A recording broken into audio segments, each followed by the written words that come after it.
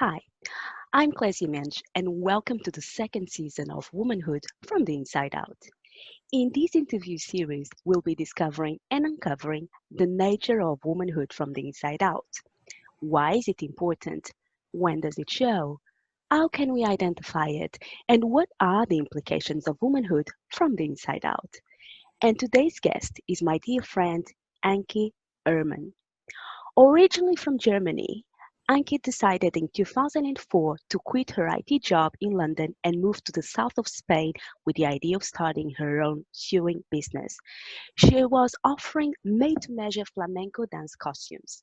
Fueled by plenty of enthusiasm and passion, she managed to make it work, but found herself burned out by 2012. This low point in her business brought her into the path of personal development and to discover the principles behind the inside out nature of life. These days, she runs her sewing business in a way that is fun and profitable and helps other creative entrepreneurs find their way to do the same. Welcome, Anke. Hello, welcome. Thanks for having me. Really excited to be here. Oh, my pleasure. So, Anke, how did you first came across the inside out understanding of life? Yeah, as you just mentioned in the quick introduction, thanks for that. I had managed to sew myself into a total burnout by 2012, and it was mainly because I felt I was being pushed around by demanding clients and who wouldn't respect me, and I'd be kind of rushing and bending over backwards to please my clients just to be pushed a little further, and and all of that mess. I came to the point that I was really close, like really close to throwing the towel and to sell the machines and think, oh, I'm going to do something different. If this is what that is, I don't want it. And fortunately, at the time, like in hindsight, fortunately, it was in the middle of economic crisis here in Spain. So the idea of I'll just go get a job, that just wasn't an easy alternative. So the only way out was really through. And in hindsight, I say fortunately, because that led me to start asking better questions instead of, I hate my clients. Like I'm overwhelmed. It was like, instead of asking, how can I change my clients? That's really the moment when I thought, maybe that's not the right question to ask. Who am I to want to change all the Spanish, let's say, all my clients? No, hang on. The only person I can change is myself. And that's where really, that was the moment where it all started to turn around, really, looking back. And I wonder, what if whatever a client does or doesn't do isn't actually personal? And what if that had nothing to do with me? And that's when I realized that, no, this isn't. They don't get up in the morning wondering how they can, annoy the dressmaker. So it really was like my perception of it. And that sort of started off this whole train of thought. And after a while, I kind of noticed that things had shifted and that I wasn't out of the dip yet, but I could see like light at the end of the tunnel. And like really early in that stage, I felt that need, that like, I need to share that. If there's one other creative person who thought they could make their dream into a business and actually really go for their dream and is struggling, then I have to do that. And the first impulse was to maybe write a book, and then quickly I thought, well, that's not enough.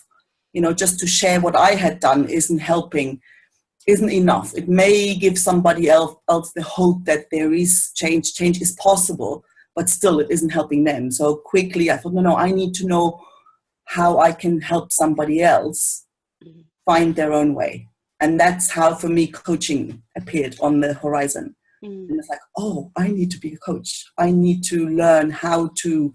And I then went off and investigated and studied and signed up for courses. And it was always, there you've got your toolbox. There was always that, I got that impression. There was the idea of, you had your toolbox And the bigger that was, the more coaching tools. There's even, coaching tool companies. And like the more there is, the better coach you are. And I always felt that somehow isn't right. There's something missing. It's like if I'm supposed to really deeply listen to somebody, but at the same time, I'm scanning the inventory of my toolbox, worried if, and wondering which strategy and technique will be applied here. It's like that doesn't go. I'm not listening if I'm scanning.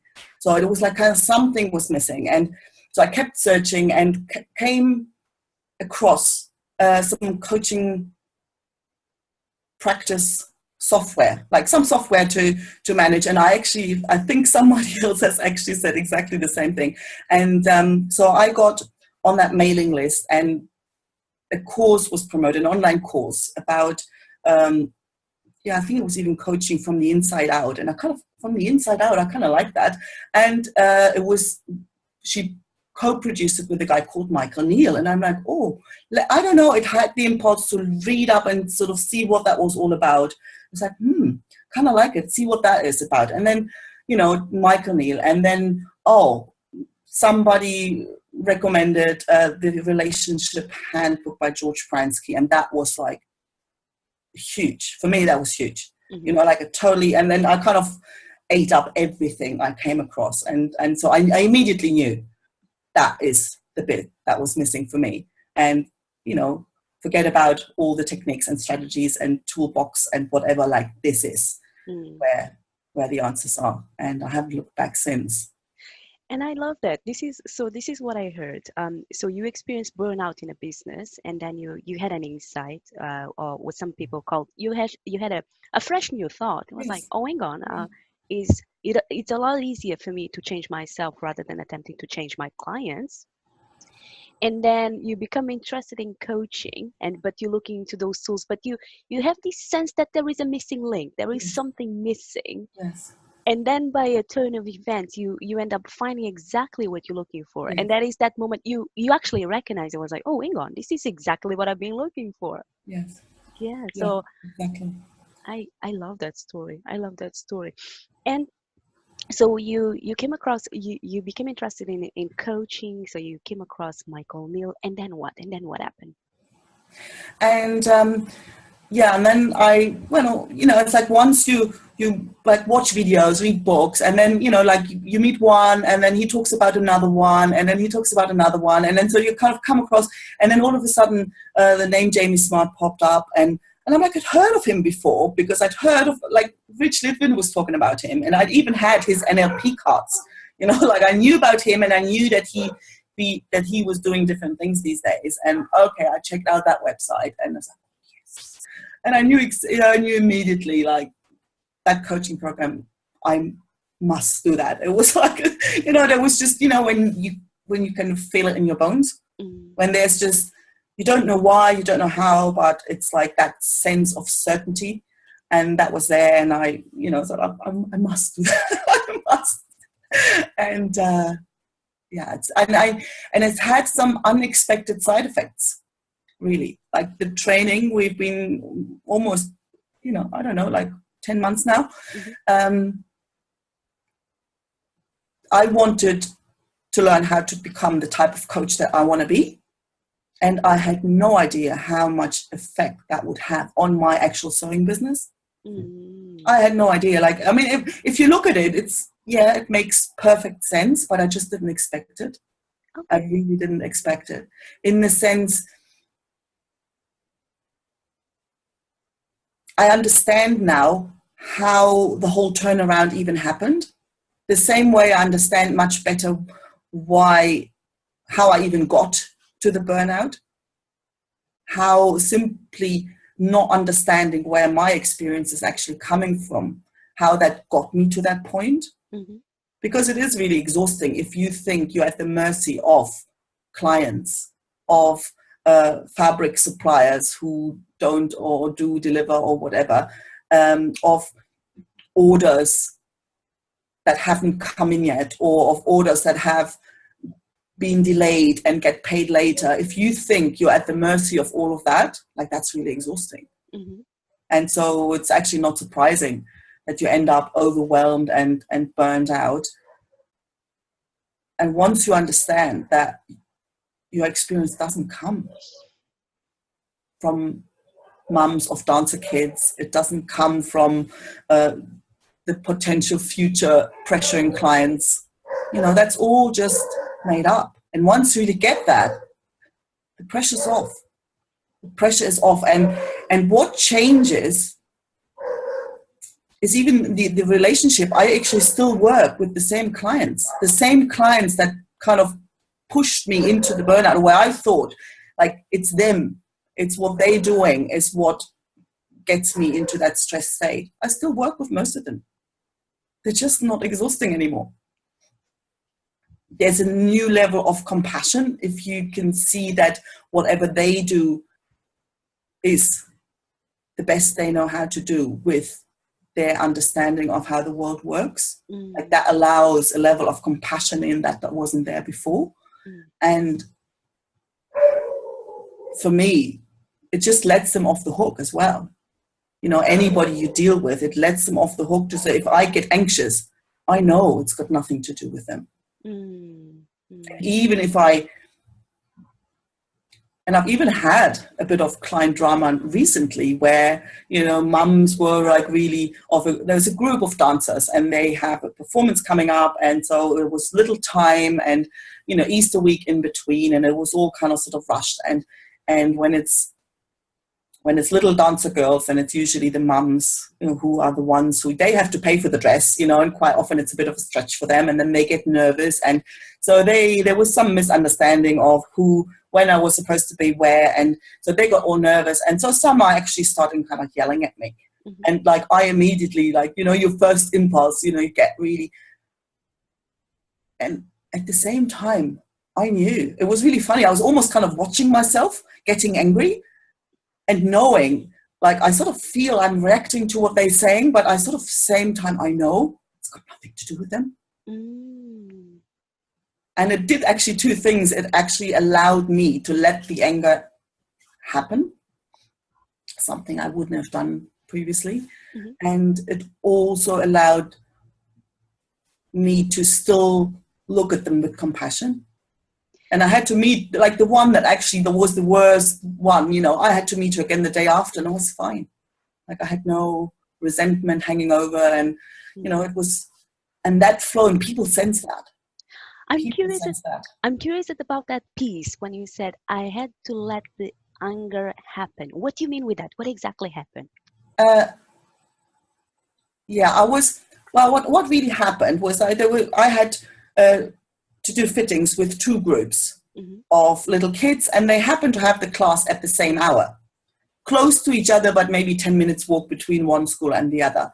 And so I had told the teacher that, look, I've got to be at 4:00 in the other school, and when I'm done there, I'll come over here. And so she had then wanted to kind of look good in front of the mothers and sort of didn't want to get in trouble with those mothers. So she had told them that I'd be there at 4:20 or something. And I wasn't there at 4:20. At 4:20, they rang me up. I was still at the other school. And like, where are you? And why aren't you here when you said you were going to be here? And I'm like, what? I never said. And I get there, and I'd gotten up like really early. And I felt I had gone out of my way. I had done more than could reasonably expected to make sure everything, to make this happen for them, so that everybody had their dresses in time. And I'd been running from one school for the next just to be yelled at, and there was this moment when I felt like, I'm bending over backwards here for you, and all you, and I expect some consideration. That was really it, I thought, but then at the same time, it was so funny because I was watching myself. I was furious. It's like, how dare you yell at me, for not arriving at a time that I hadn't even said I would arrive. And so I was furious at the same time, but at the same time, I knew, like, this whole thing is all in my mind. They had never promised they would give me consideration for getting up at 5 a.m. It was my idea. Like, I thought I had done more than the normal thing. And that deserved some consideration, and I wasn't getting that.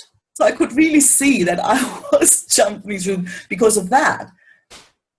But I was furious, and that was also something that was new for me, to actually, yeah, sometimes people get angry, and that's okay. And I love that. And I love that. And the reason why I love that is because sometimes there is some type of misunderstanding saying people may think, oh, when you're living from the inside out, nothing bothers you. And it goes beyond that, is that Yes, understanding that you are, regardless, there is no good yes, feelings or bad feelings. You're always feeling your thinking moment to moment to moment, and exactly. is accepting whatever is going through the Yes, system, yes, and recognizing it's all coming from the inside. So it's yeah. not giving another reason to feel bad because you're not No, feeling zen. no, No, no, it's like, no. yeah, I'm Yeah. fuming right now, I'm and being fuming, and completely okay with that. exactly, exactly. And for me, that was like totally new. Like from imagine, I always look at me and think I'm like a recovered people pleaser. I would have actually, anger was something that I, growing up, somehow never felt it was safe. Mm, So I would never get angry. I would swallow whatever would bother me. I would swallow it, and then I'd harbor resentment, for a long mm, time. But I wouldn't feel it was safe enough to let it out, mhm, because there was mhm, always that thought process. Okay, if I upset somebody, and then this will have whatever horrible consequences I would imagine. And so being angry and actually showing it was something that I never felt was safe. mhm. And now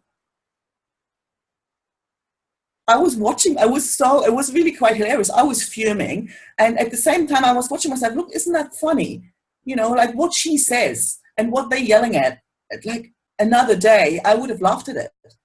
But that day, I was tired. I'd gotten up at 3 in the morning. And so I was physically tired. I was, had no parking, this and that, so the run around. And I knew it. It was like, it was my thinking.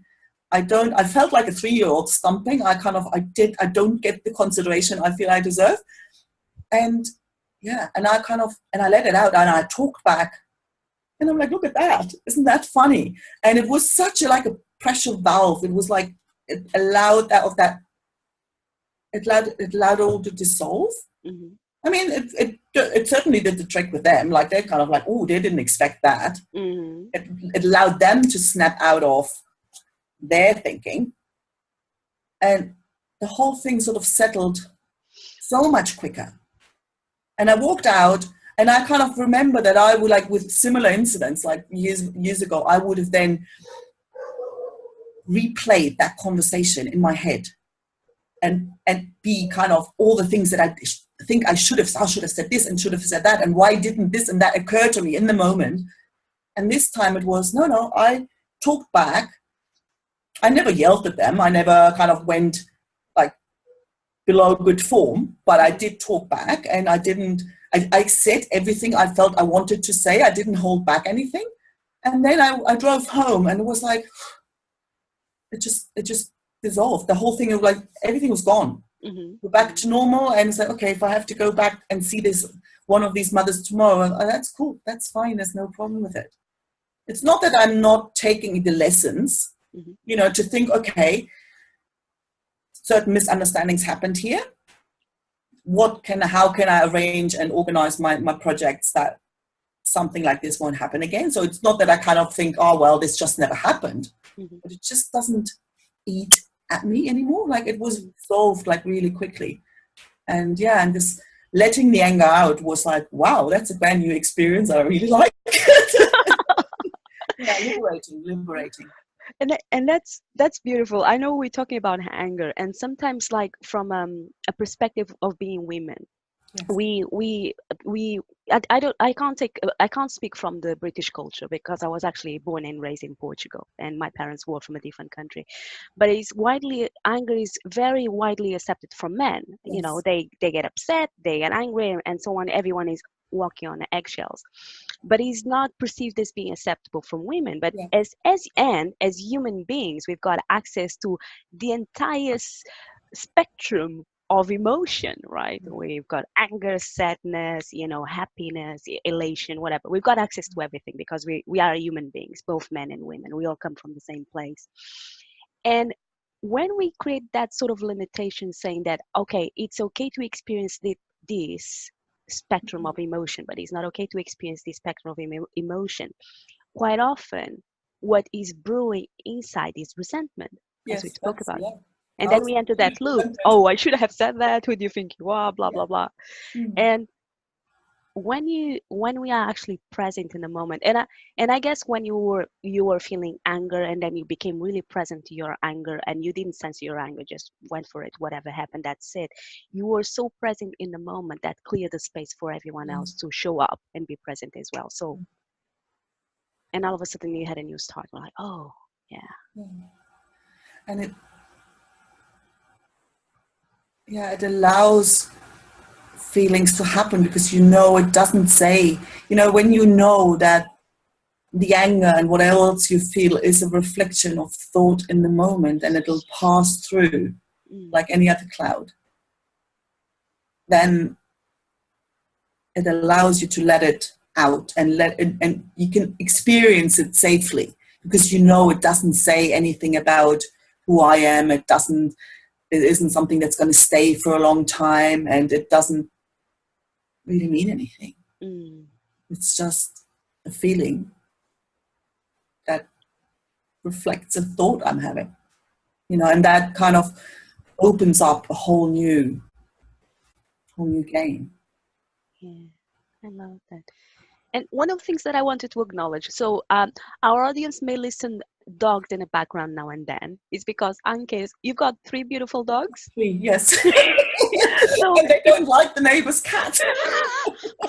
So dogs being dogs. So if you listen to the dogs in the background, just consider sometimes is the conversation that is going in the back of your mind you're not even aware of. So you put that by side. Now that we spoke into it. Yeah, funny. Yeah.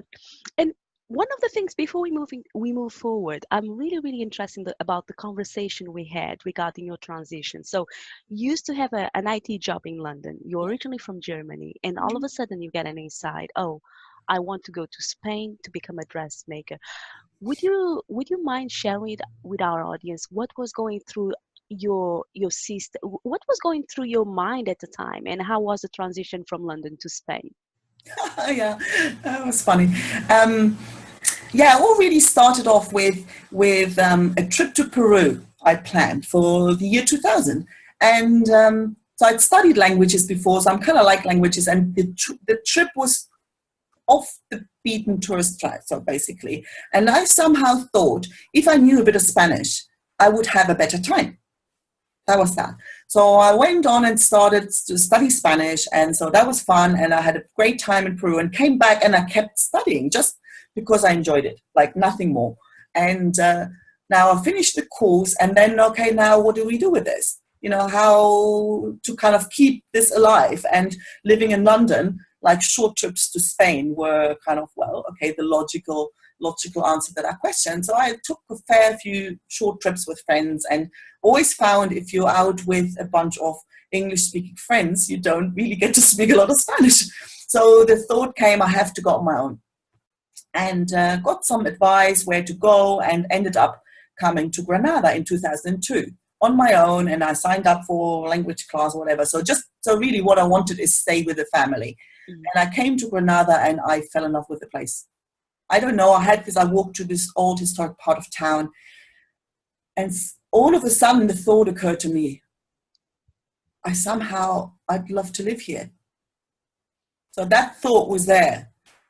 And I kind of felt I kind of needed to honor it in a way, because I've traveled a fair bit. I've been to loads of places, and I've been loads of places that I really loved, and none of them called me in that way that I want to live here. So they'd be like, oh, I really love Bali. I'd love to go back there one day for another holiday, but not, I want to live here. So, okay, now. And so I kind of thought, well, the thought deserves a bit of, and I kind of thought, well, okay, now what would I do? Like, imagine now, if I were to go to Spain, now what would I do? for a living. And so I thought, well, I can defend myself in Spanish now, but I don't think I would be able to or want to have another IT job in a bank in Spain. So if I do the same thing, then I might as well stay in London and go on trips. So that didn't make sense. So I thought, well, now, if we just keep a blank slate, if I say, okay, now, if I didn't have to worry about anything, if I didn't have to worry about money, skills, paperwork, anything, if I could do whatever I wanted, what would I do? And I knew it, like, instantly. I was actually cutting a summer dress on my dining table and listening to some flamenco music in the background in my flat in London. And I knew that's what I wanted. I'd been sewing as a hobby since I was a little girl.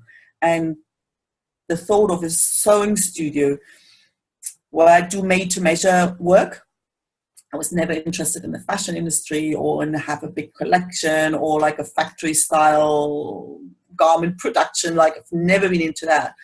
But that personal, okay, who are you? What do you want? And then design the perfect garment so that you look in the mirror and you kind of, you feel a bit taller and you walk out with all, when you look fantastic. So it's basically not even selling dresses, it's selling confidence. It's that. And I knew that instantly. I wanted that. And then it was really working backwards. Okay, now what exactly is stopping me? And I couldn't think of anything. It was really that simple. It was, and it was also like, I didn't really have any, it was an experiment. I thought I didn't want to look back 10 years later, sitting in London, wondering what life in Spain would have been like.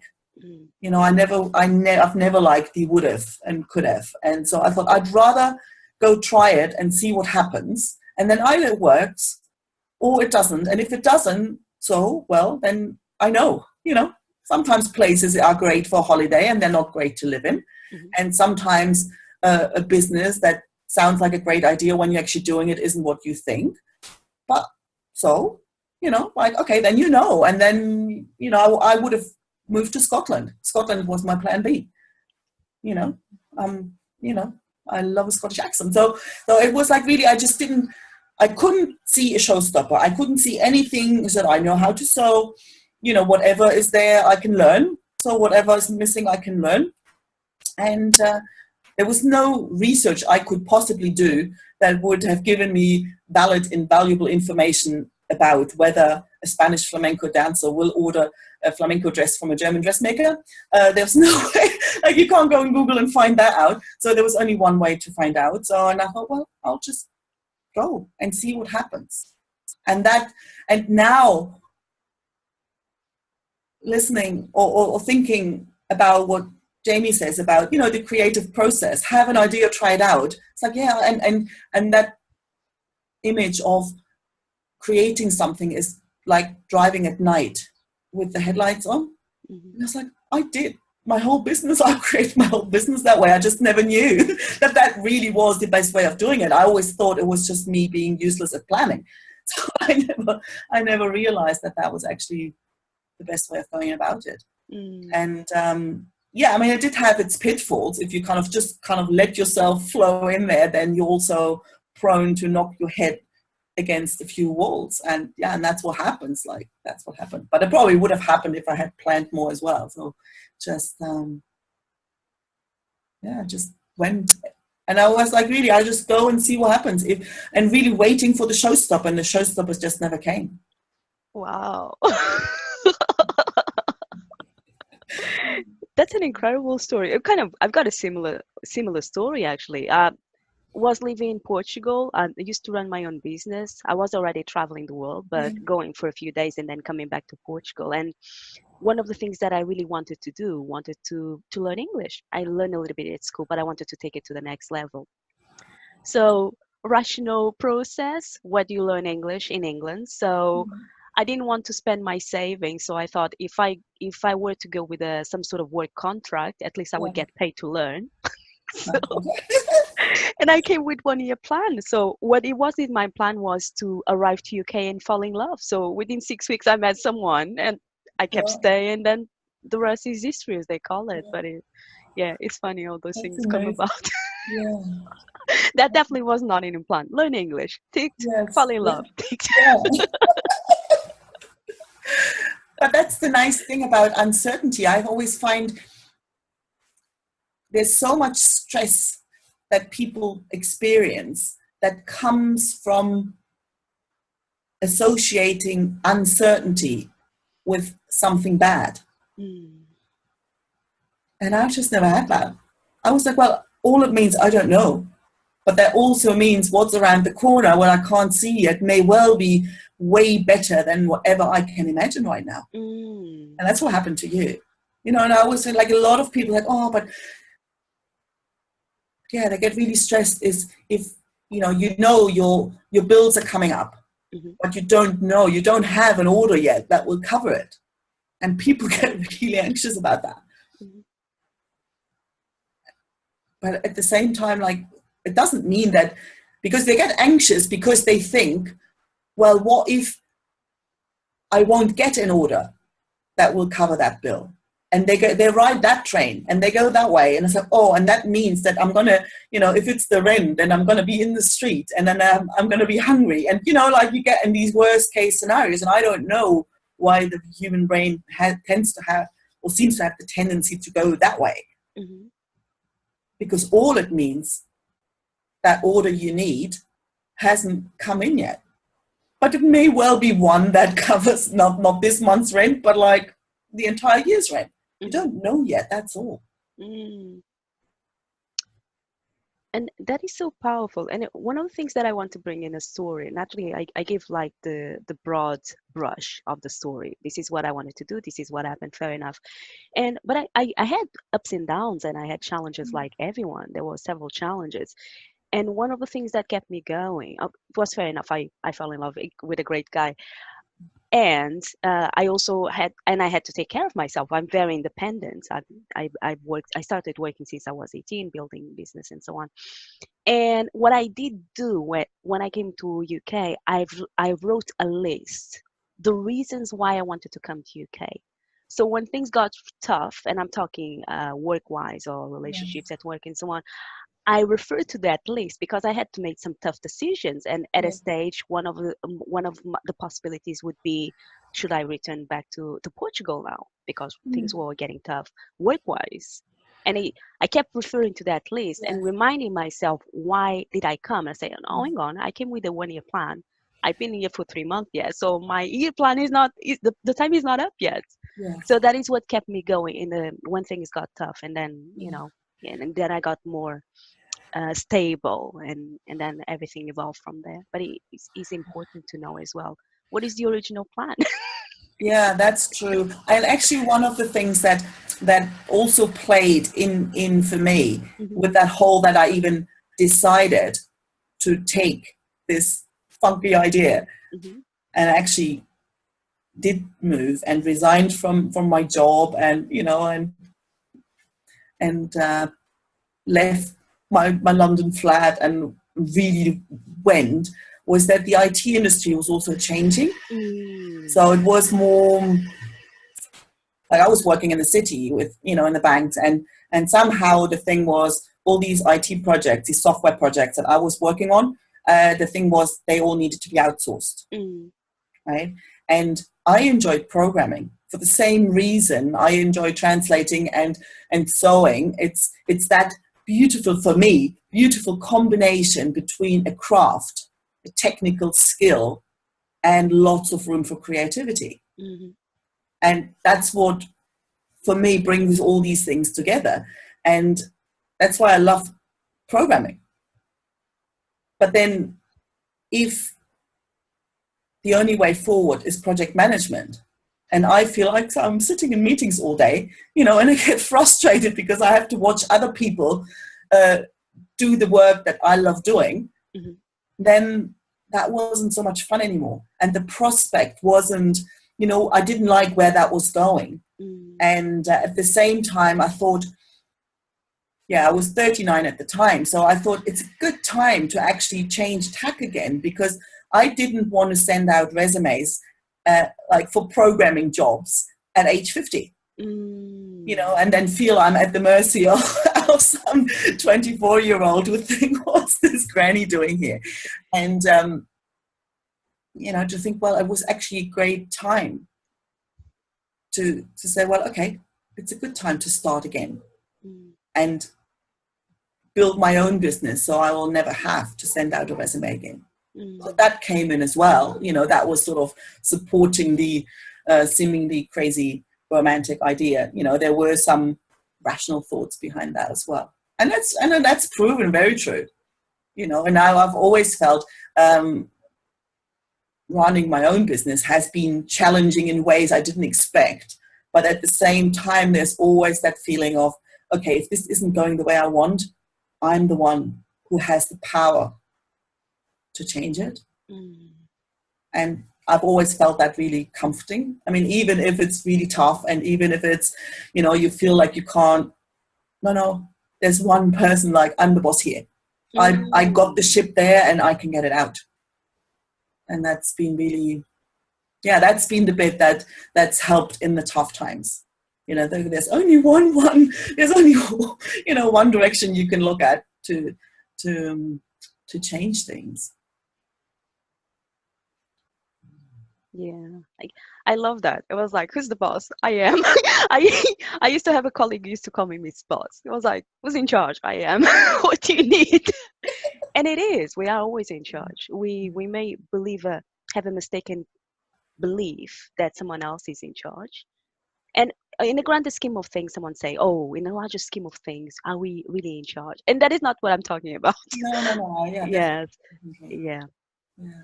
Well, I mean, for me, the understanding where my experience is coming from has made like all the difference. Not even, and it's funny because you think it's like, oh, it's the business thing, but then the changes have come in unexpected ways, because it's all of a sudden there is a different connection with those same clients that I felt were pressuring me or were making my life miserable. And at the same time, I've noticed big shifts, and I've heard you talk about your relationship with your mum, and that's really resonated with me, because I've not had a difficult relationship with my parents, but there have been times where it's been quite a bit more distant, and I sometimes had the feeling like they don't know me at all. They don't understand how I tick, and I don't get them either. And and I remember I heard you speaking about these beautiful connected conversations you've had with your mum. And I'm like, yeah, I've had that too, where I'm getting all emotional now. Couldn't do an interview without crying, could I? And with my partner as well. Entire new level of compassion, which somehow seems to, I don't know, it's not something where you can, oh, I thought this and now this happened. Like, it isn't sort of that rational, but like, my partner's been, ever since I stopped wanting to help him, wanting to change him, or wanting to do, ever since I understand, it's like, if I feel frustrated, it's not coming from him. Ever since I really got that, so he's sort of off the hook as well. And he all of a sudden has started to do things that I always thought that'd be lovely. This and that. And ever since I stopped trying, he's actually, like, that relationship's sort of at a totally new level of connection that I didn't even think was possible. Yes.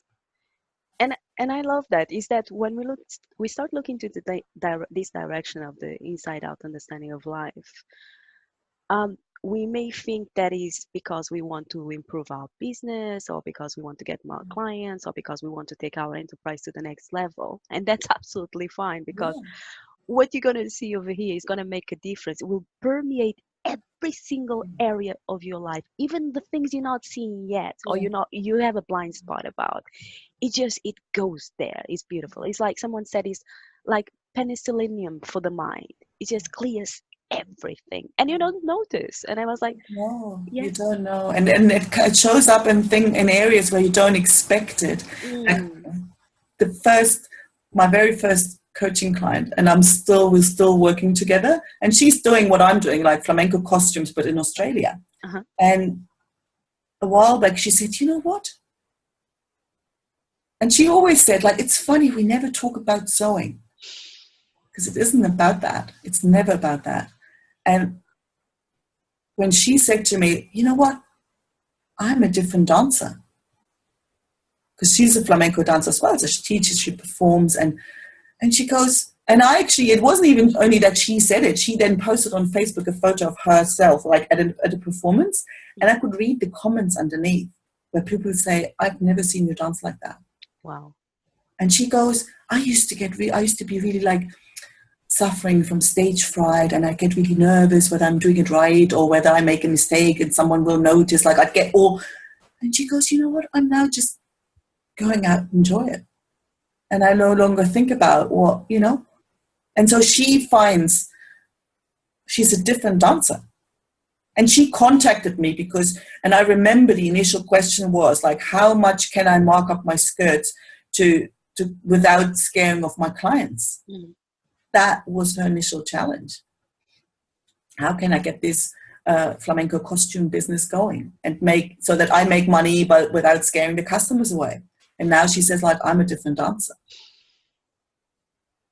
And and she was talking about different relationship to her mum as well. You know, and we never set out, "Oh, let's work on your," like, you know, that just happened. That just happened. And to know how especially, I don't know, if I'm in several sort of Facebook groups for creative entrepreneurs, and there's sort of certain topics, like a lot of people seem to struggle with that uncertainty and worry, and they worry a lot. And you know, when you wake up at 5 a.m. and you're like, the car insurance bill is coming up and I don't, you know. And when you think that not being able to sleep and that anxious feeling, when you think that comes from that car bill or from that client who hasn't paid yet, or like you're in for a rough ride. But as soon as you catch yourself and you think, "Oh, isn't that funny? I'm still laying in bed. A second ago, I was sleeping like a baby. Everything was fine. And I'm still here. Nothing on the outside's changed. And all of a sudden I'm feeling anxious." And I was like, "Oh, isn't that funny?" And while you're thinking that, it kind of drifts away. And once you watch that, how these clouds pass through, whatever would have made, you know, the worries just get less. Because you just watch the clouds pass through and it's like, "Oh, okay." And and when you think where you thought you didn't have time, you all of a sudden have time. And there's never been a bill that didn't get paid in the end. You know, so yeah, that's incredible. That's beautiful. I'm loving this conversation. I'm kind of getting a sense that we are completing the episode for today. So, Anke, how can people find you? How can people reach out to you, get in touch? The easiest would be via my website. That's ankeherrmann.com, ANKEHERRMANN. You see that I've lived in the UK and Australia. I've spelled that many times. .com.